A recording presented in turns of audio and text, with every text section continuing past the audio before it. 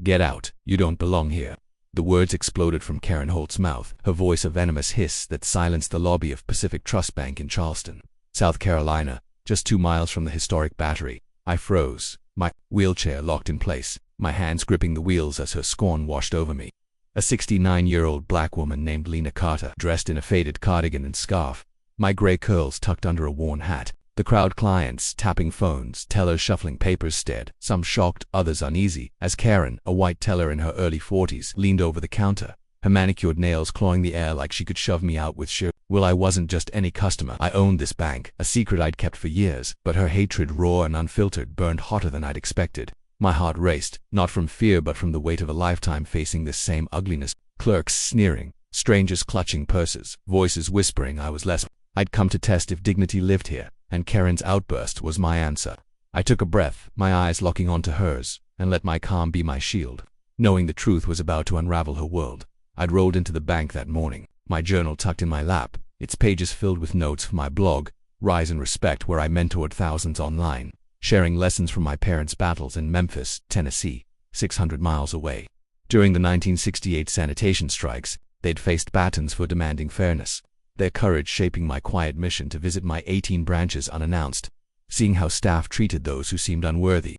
At 69, I'd built a fortune through real estate, never flaunting it, my wheelchair a constant since a car accident at 50 today. I was Lena, not the owner, my cardigan and scarf masking my power. The lobby hummed with life, a mother and son waiting. A businessman checking his watch, but Karen's gaze, sharp and cold, cut through it all when I approached her counter. Her platinum hair was pulled tight, her face a mask of control, but her eyes betrayed a deeper unease, a need to dominate anyone who didn't fit her narrow world. What do you want? She snapped, barely looking at me, her voice dripping with disdain. I kept my tone soft, deliberate. I'd like to speak with the branch manager, please. Her lips curled and she muttered to a coworker, loud enough for all to hear, another one thinking they're special. The words hit like a slap, echoing the slights I'd endured for decades, but I thought of my blog readers, young, hopeful, facing their own Karens, and held steady. Karen's cruelty wasn't just personal, it was a performance, a way to assert power in a world she feared slipping from her grasp. I saw it in her rigid posture, the way her fingers twitched, like she was itching to push me out herself. She leaned closer, her voice low but vicious. Do you even have an account here? The lobby stirred. A teenage boy, Ethan, whispered to his mom, she's being mean. A woman in a tailored coat, Sarah Bennett, 38, paused her call, her brow furrowing. I caught the eye of a young black teller, Tasha Green, 22, her hands frozen on her keyboard, her face a mix of anger and fear. I nodded slightly, urging her courage, knowing she felt the sting of Karen's words too. No appointment, I said, my voice firm, but I need a moment with the manager. Karen scoffed, rolling her eyes. Manager's busy.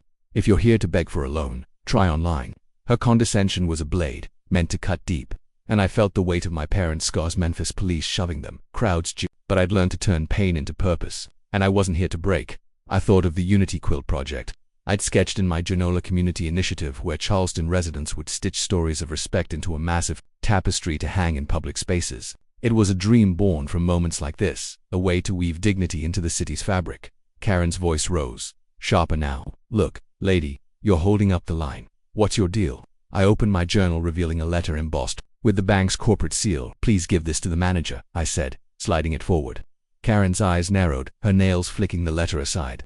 We don't take junk mail, she snapped. Sit over there and wait. The lobby tense. Stefan's mom hugged him closer. Sarah pocketed her phone, and a Latino client services rep, Miguel Torres, 47, stepped forward, his voice low. Holt, maybe we should listen. Karen whirled on him. Stay out of it. Miguel, I'm handling this. Miguel's jaw tightened, his eyes meeting mine with a silent apology. I nodded, grateful, but my focus stayed on Karen, her cruelty a mirror of every dismissal I'd faced. Tasha's hand shook, her phone now recording, a small rebellion against the silence Karen demanded. I thought of my blog post last night, urging readers to act when injustice stared them down.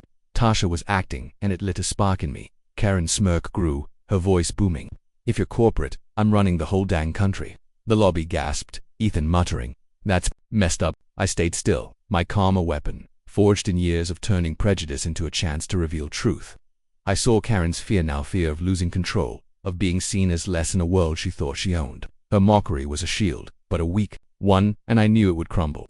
This letter is urgent, I said, my voice cutting through her laughter. It's from corporate. She laughed harder, turning to her coworker. Next she'll say she owns the vault. The words were a dare. but I thought of the youth poetry slam I wanted to start, a stage for kids like Ethan to voice their truths. Miguel stepped closer, his voice firm. Holt, enough. I'll take it. Karen slapped her hand over the letter. I said I'm handling it. Tasha's phone steadied, capturing Karen's venom, my resolve, the lobby's unrest. The camera above clicked, recording every second, and I felt the weight of history, my parents' fight, my readers' hopes, my own unyielding spirit. Karen's face twisted, her control slipping. You're wasting everyone's time, she spat, shoving the letter back. The lobby was a powder keg. Nausra's eyes blazed, Miguel's fists clenched, Ethan's mum whispering support. I thought of the quilt, its patches telling stories, like mine, and wrote in my journal, Charleston 9:10 a.m. Prejudice loud, but truth louder. Karen's outburst at the start wasn't just a moment. It was a gauntlet thrown, and I was ready to pick it up. I slid the letter forward again. Please, the manager. She grabbed a clipboard, slamming it down. Write your name and wait. Her voice shook, her power fraying, and I knew the truth was close, a storm about to break. But then Sarah stood, her voice sharp. Lena Carter, the Lena Carter. Karen froze, her smirk vanishing, and the lobby held its breath, waiting for the world to shift. Sarah Bennett's words, Lena Carter, the Lena Carter, hung in the air like a thunderclap, and I felt the lobby of Pacific Trust Bank in Charleston, South Carolina, shift beneath me, every eye turning from Karen Holt's venomous sneer to my weathered face, framed by the scarf I'd worn to blend in. At 69, in my wheelchair, I'd faced Karen's hatred moments ago, her shout to get out, still echoing in my bones, but now, as her smirk dissolved into a flicker of dread, I held steady, my journal open in my lap, its pages a testament to the truths I'd carried from Memphis to this very counter. Karen's hands trembled, clutching the corporate letter I'd slid toward her, its embossed seal glinting like a verdict she couldn't escape. I wasn't just the black woman she'd mocked. I owned this bank, a secret now unraveling, and her cruelty, raw and deliberate, was about to face a reckoning. My heart pounded, not with anger but with the weight of my parents' sacrifices. Memphis streets where they'd marched, their voices rising above jeers, and the thousands who read my blog rise in respect, looking to me for courage. I thought of the unity quilt I'd envisioned, patches of Charleston's stories stitched together, and the youth poetry slam I wanted to spark, giving kids like Ethan, the teenage boy watching wide-eyed with his mom, a stage to claim their worth. Karen's eyes darted to Sarah, then back to me, her control slipping like sand through her fingers, and I saw her fear, a woman who thrived on diminishing others, now facing a truth she couldn't bully away. Karen's voice cracked, a desperate edge cutting through her bravado. You know her? She asked Sarah, her platinum hair falling loose as she leaned over the counter, her nails digging into the wood. Sarah, 38, her tailored coat crisp, nodded firmly, her gaze unwavering. Lena Carter owns this bank. Everyone in Charleston's business circle knows her. The lobby gasp. Ethan's mom hugged him tighter. Miguel Torres, the 47-year-old Latino client services rep, exhaled sharply, and Tasha Green, the 22-year-old black teller, steadied her phone, still recording, her eyes blazing with a mix of awe and defiance. I felt their stares not as judgment but as a collective awakening, a room realizing the cost of Karen's prejudice. I thought of my blog post last week, urging readers to see beyond appearances, and how Karen's outburst, her need to make me small, mirrored the slights my readers shared. Cold shoulders at work, whispered slurs in stores. Karen wasn't just cruel, she was a gatekeeper, guarding a world she believed belonged only to those like her. Her insecurity, raw and jagged, drove her to lash out, but it was her choice to wield it like a weapon that made her dangerous. I wanted to pity her, but her words, if you're corporate, I'm running the whole dang country, still stung. A reminder of every door slammed in my face over decades. I kept my voice calm, my eyes locked on Karen's. Please call the manager, I said, sliding the letter forward again. Its weight more than paper was proof, a key to the truth. Karen's laugh was sharp, forced, but her hands shook as she shoved the letter aside. You're wasting everyone's time, she spat, her voice rising, a performance for the lobby now watching her unravel. Go wait with the others, Ethan whispered to his mom. She's freaking out. His mom nodded, her hand on his shoulder, her eyes on me, as if seeing me for the first time. Sarah stepped closer, her phone now in her hand, her posture rigid with purpose. You should listen to her, Karen, she said, her tone cool but firm. That letters from corporate. Karen whirled on, her face flushing. Stay out of this, Bennett. I'm in charge here. But her authority was fraying, her voice cracking under the weight of Sarah's certainty, the lobby's scrutiny, my unyielding calm. I thought of the poetry slam, imagining Ethan on stage, his words cutting through silence like Karen's couldn't. It wasn't just a dream. It was a response to this moment, a way to amplify voices she tried to crush. Tasha. Recording was a lifeline, her courage a spark I felt across the counter. I'd written in my blog about small acts speaking up, documenting truth, and Tasha was living it, her hands trembling but her resolve firm. She was young, like my daughter would have been, had she lived past 20, and I saw her fear of wrath, the same fear that kept so many silent. I nodded to her, a silent keep going, and her eyes met mine, a flicker of strength passing between us.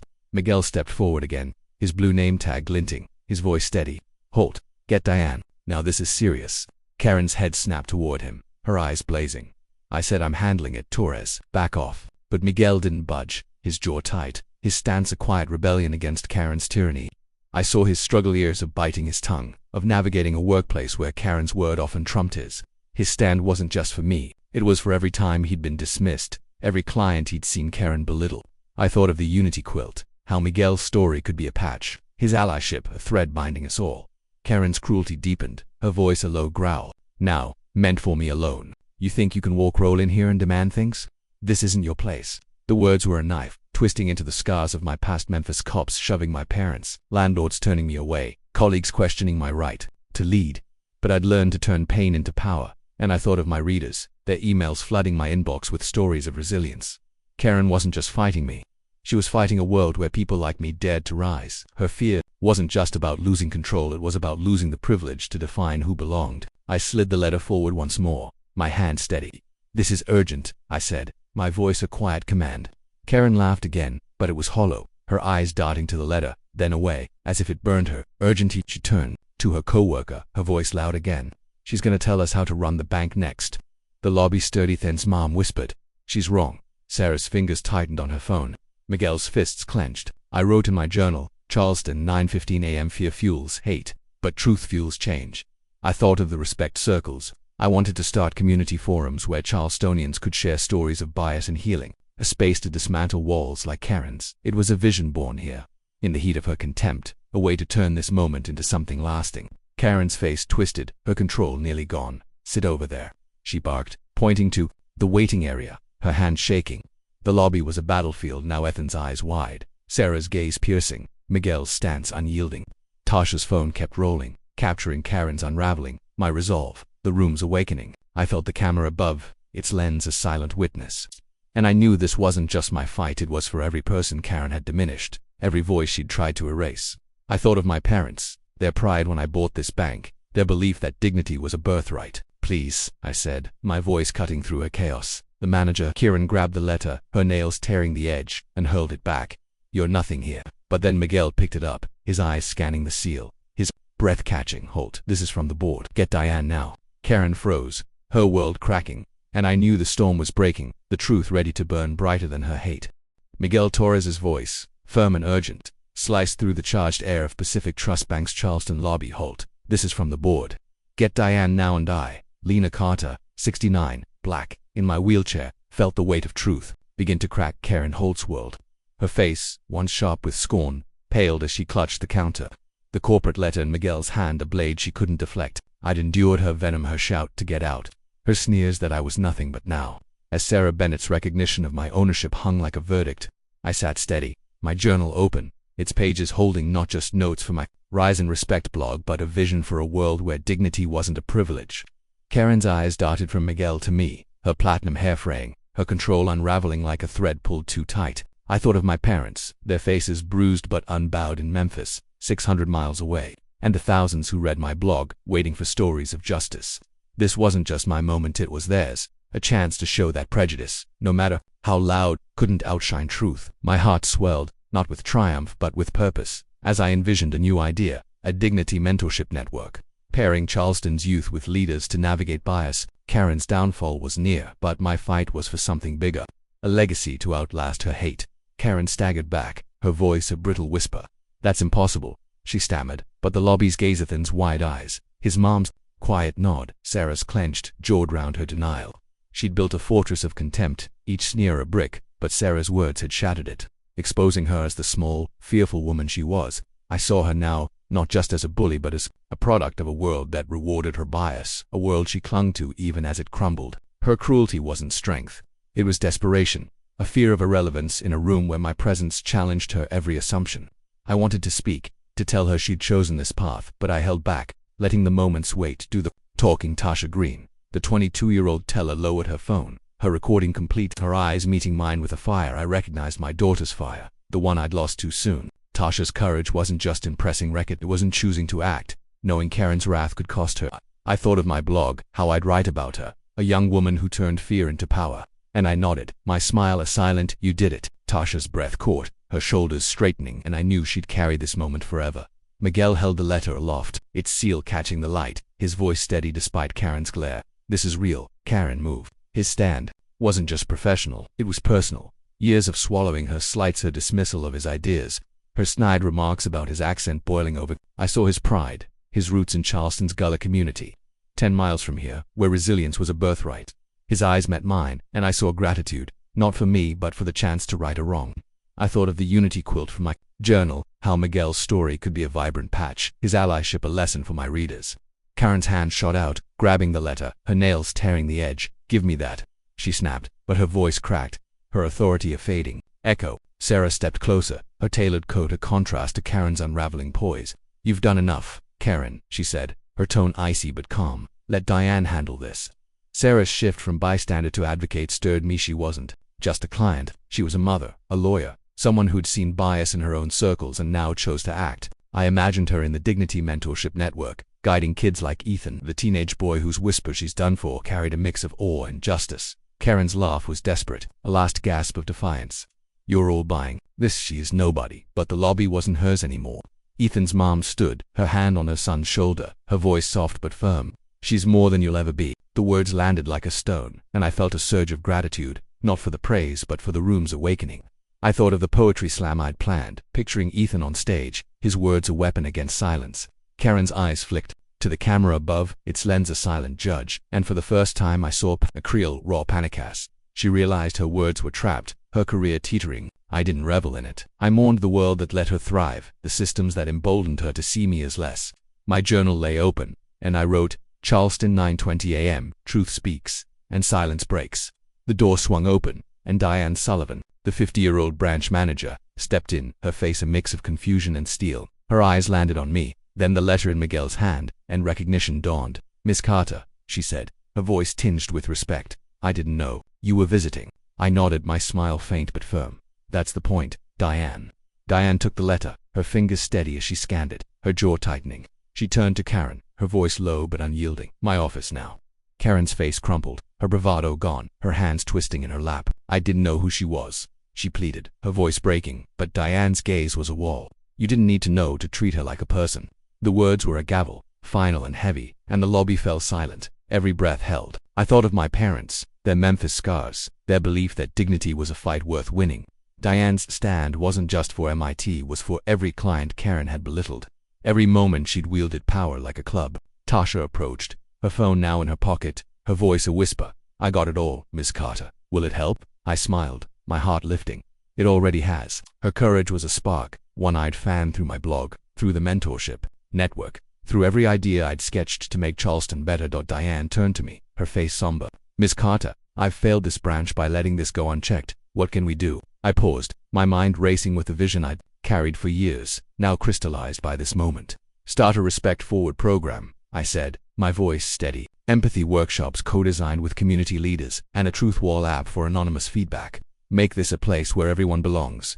Diane nodded, her eyes resolute, and the lobby stirred, Ethan's mom clapping softly, Sarah jotting notes, Miguel's shoulders relaxing. I thought of the Dignity Mentorship Network, how it could pair Tasha with a leader, Ethan with a poet, Sarah with a cause. Karen hesitated, her eyes pleading with Diane, then me, but I met her gaze. Not with anger but with clarity. "You chose this," I said, my voice soft but firm. "But we're choosing change." Diane gestured to the door. "Let's go, Karen."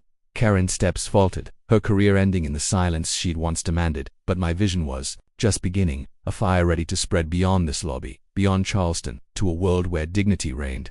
6 months after Karen Holt's venomous words shattered the quiet of Pacific Trust Bank's Charleston lobby, I wheeled into a community center 3 miles from the bank, my heart swelling with the pride my parents, Memphis strikers from 1968, would have shared. The air buzzed with voices. 250 Charlestonians gathered to celebrate the Respect Forward program, a movement born from the day Karen mocked me, unaware I, Lena Carter, 69, black and in a wheelchair, owned the bank. Her sneers, "Get out, you don't belong here," had sparked a fire. Not just ending her career but igniting a transformation across the bank's 18 branches. My faded cardigan was gone, replaced by a tailored blazer, but my journal, its pages now brimming with plans for a harmony choir, a community singing group to unite voices in songs of justice, lay open in my lap. I thought of my Rise and Respect blog, its readership now 75,000, and the emails flooding in stories of people inspired by that Charleston morning when Tasha Green's video and Sarah Bennett's recognition unmasked my power. Karen's downfall was a single note in a larger symphony, one I'd orchestrated to ensure dignity wasn't just a word but a promise. As I looked out at the crowd, Tasa, Miguel Torres, Sara, Ethan, and his mom, I felt the weight of their growth, their courage, woven into the unity quilt, poetry slam, respect circles, and dignity mentorship network I'd envisioned. This wasn't just a celebration. It was a vow to keep pushing, to make Charleston, 600 miles from my parents' Memphis battles, a beacon of change. Tasha, now 23 and a trainer for Respect Forward, stood at a podium, her voice steady as she shared how recording Karen's cruelty had changed her. I was scared, she said, her eyes meeting mine, but Miss Carter showed me my voice mattered. The crowd clapped, and I saw her grandmother in her posture, a woman who'd cleaned Charleston's mansions, enduring slights for a paycheck. Tasha's journey wasn't just about courage, it was about shedding the fear that had kept her silent, a fear I'd seen in my daughter's eyes before she passed. I'd mentored Tasha through the Dignity Network, pairing her with a local activist, and now she led workshops, teaching empathy to tellers across the country. Her story was a patch on the unity quilt, displayed at the center's entrance, its vibrant threads telling of her stand. I thought of the harmony choir, imagining Tasha's voice soaring in a song of resilience, and wrote in my journal, Charleston 6 months later, courage sings louder than fear. Tasha's growth wasn't just personal, it was a challenge to the audience, a call to act, to speak when silence felt safer. I felt my blog readers in the room, their stories echoing hers, and knew this moment was theirs too. Miguel Torres, now assistant manager, stood beside Tasha, his blue name tag replaced by a suit, his Gullah roots grounding his quiet pride. I should have done more that day, he said, his voice heavy, but Ms. Carter showed me allyship isn't just words. The crowd nodded, and I saw his struggle years of navigating Karen's dismissals, her jabs at his heritage, had built a wall he'd finally torn down. Miguel now mentored staff, ensuring no one felt less, and his story, too, was stitched into the quilt, a deep green patch symbolizing growth. I thought of the respect circles, where Miguel shared his journey, sparking dialogues in churches and schools. His stand at defying Karen to hand Diane the letter had been a turning point, not just for me but for him, a man reclaiming his voice in a world that often overlooked him. I imagined him in the choir, his baritone anchoring the group, and felt a surge of gratitude, not for his apology but for his choice to rise. The audience, young professionals and parents like Ethan's mom, leaned in, their faces reflecting Miguel's resolve, a reminder that change started with one step, one voice. Sarah Bennett, 38, her tailored coat, now a familiar sight, approached me after the speeches, her eyes bright with purpose. I'm curating the Unity Quilt exhibit, she said, her voice warm. It's going to the state capitol next month. Sarah's transformation stirred me. She'd been a bystander that morning, her frown a silent protest, but now she was a leader, organizing quilt displays to share Charleston's stories of dignity. Her law firm had hosted respect circles, and she'd mentored Ethan through the Dignity Network, guiding his dream to become a civil rights lawyer. I thought of the poetry slam where Ethan had performed last week, his words about that bank morning drawing tears. Sarah's journey wasn't just about action, it was about reckoning with her own privilege, the times she'd stayed silent in boardrooms where bias thrived. She'd written to my blog, confessing her guilt, and I'd replied, urging her to act, not dwell. Now, her work with the quilt was a testament to that choice, a patch of her own stitched beside Tasha's and Miguel's. I envisioned the harmony choir performing at the exhibit, their voices lifting Sarah's efforts, and knew her story would inspire my readers to confront their own silences. Ethan, now 16, sat with his mum, his notebook open, scribbling ideas for the poetry slam he'd joined at Charleston High, 2 miles away. You changed me, Miss Carter, he'd told me earlier, his voice earnest. I'm studying law because of you. His words hit deep, reminding me of my parents' hope that their fight would open doors for kids like him. Ethan's poem, recited at the slam, had described Karen's sneer, my calm, and the lobby's awakening, earning a standing ovation. His mum, a nurse, had joined the respect circles, sharing stories of bias in healthcare, her courage a mirror of Ethan's. Their patch on the quilt, a bright yellow square, symbolized hope, and I thought of the Dignity Mentorship Network, how it could pair Ethan with a judge, fueling his dreams. The audience, many Ethan's age, watched him with awe, their phones out, sharing his story online, amplifying the movement Karen's hate had sparked. I wrote, Youth carry the torch and it burns bright. The Truth Wall app, launched 3 months ago, had 15,000 users, clients posting anonymous feedback that reshaped bank policies nationwide. Diane Sullivan, the branch manager, shared its impact from the stage, her voice steady but humbled. We failed Miss Carter that day, she said, but were rebuilding. Diane had overhauled training, embedding respect forward in all 8 branches, and her patch on the quilt, a steady gray, spoke of accountability. I thought of the harmony choir, how Diane could join, her alto grounding the group, a symbol of leadership reborn. The College of Charleston, 4 miles away, had launched the Lena Carter Scholarship, funding 25 minority students in business, a legacy for my parents' Memphis dreams. The quilt exhibit, set to tour nationally, drew crowds, each patch a story of change. Tasha's courage, Miguel's allyship, Sarah's awakening, Ethan's hope, Diane's reform. My blog post that night, read by thousands, wove their stories into a call to action. Build your own quilt, your own circle, your own voice. As I wheeled out, Tasha approached, her smile radiant. "Your journal changed us," she said. I chuckled, my heart full. "No, Tasha, you did." The harmony choir was forming, auditions set for next week, and I imagined their first song, a gospel hymn my parents loved, ringing through Charleston. The audience lingered, sharing ideas for respect circles, poetry slams, scholarships. Karen's shadow was gone, her hate a spark that lit a movement. I thought of my readers, their emails of hope, and knew this was just the beginning. A ripple spreading far beyond Charleston, carrying dignity to every corner of a nation ready to listen. The Charleston sky glowed with the soft hues of sunset, painting the waterfront park where I, Lena Carter, 69 black, and in my wheelchair, faced a crowd of 1,000 at the first Dignity Day festival. A year after Karen Holt's venomous command, "Get out, you don't belong here," tried to erase me from the Pacific Trust Bank lobby I owned. My tailored blazer caught the light, a stark contrast to the faded cardigan I'd worn that day. But my journal, weathered and full, rested in my lap, its pages alive with dreams that had taken root. The Unity Quilt, Respect Circles, Poetry Slam, Dignity Mentorship Network, Harmony Choir, and now a new Vizuna, Dignity Story Archive, a digital vault to preserve oral histories of resilience across America. The festival thrummed with live. Tasha Green's choir lifting hearts, Miguel Torres sharing Respect Forward's reach, Sarah Bennett unveiling a quilt panel, Ethan's poetry sparking cheers, Diane Sullivan announcing scholarships. Karen's hate, a spark that ended her career in moments, had ignited this movement, stretching beyond Charleston, 600 miles from my parents' Memphis strikes of 1968. My Rise in Respect blog, now reaching 100,000 readers, carried their stories. But as I prepared to speak, I felt my parents' spirits, their scars from batons and jeers urging me forward. This festival wasn't just a celebration. It was a culmination, a proof that dignity could outshine prejudice. And I stood ready to share its light with a nation hungry for change. Karen's shadow lingered, not as a person but as a reminder of the systems that bred her cruelty, her fear of losing control, her need to diminish me to feel tall.